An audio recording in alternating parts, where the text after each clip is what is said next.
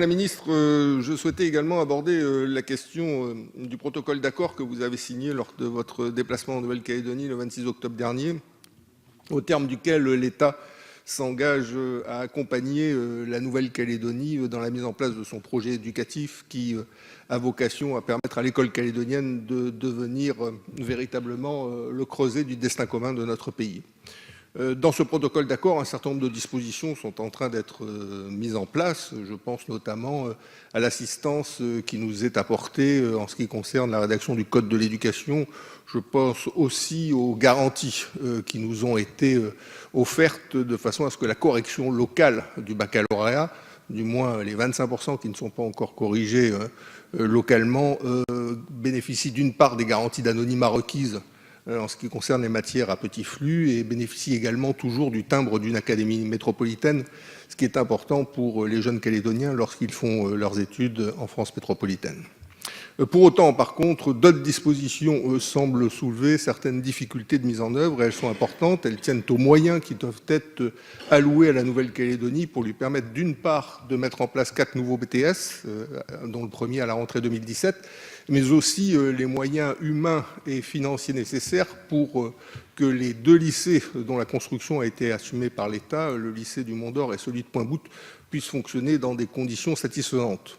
À ce titre-là, je suis notamment très inquiet du fait que les 7 900 heures d'accompagnement éducatif qui devaient être allouées, nous n'en trouvons pas aujourd'hui trace.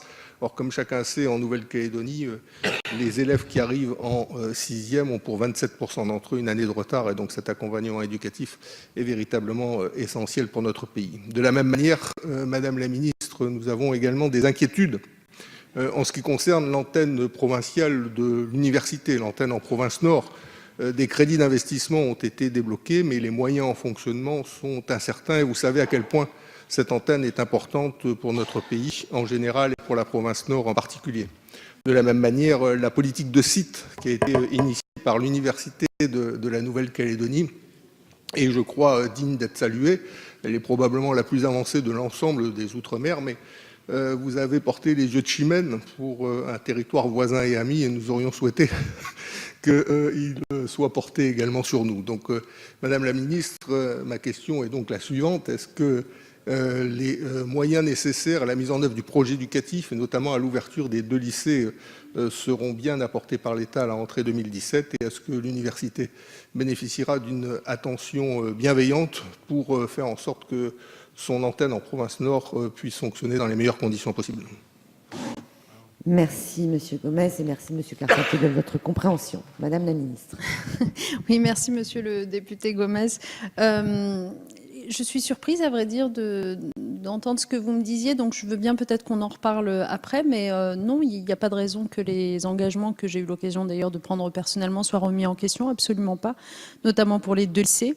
Vous me donnerez d'ailleurs des nouvelles de Mont-d'Or parce que j'ai suivi les choses après mon départ, mais les 75 postes, les 7 900 heures d'accompagnement sont absolument maintenus et seront bien délivrés, il n'y a pas de sujet. Et par ailleurs, s'agissant de l'université, je veux aussi vous rassurer si besoin, puisque nous avons décidé, pour tenir compte déjà de l'augmentation des effectifs d'étudiants de l'université, d'attribuer donc 60 millions de francs pacifiques de crédits supplémentaires au titre du budget 2017 et qu'ils ont été, le budget a été adopté par le Parlement, donc il n'y a pas de sujet non plus.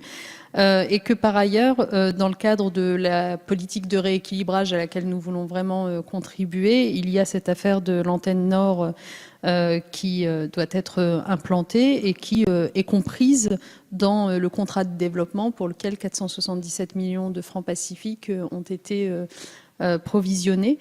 Donc voilà, je n'ai pas d'informations qui aient des raisons de vous inquiéter, mais vous savez que nous suivons ça avec intérêt, donc n'hésitez pas à nous saisir. Merci.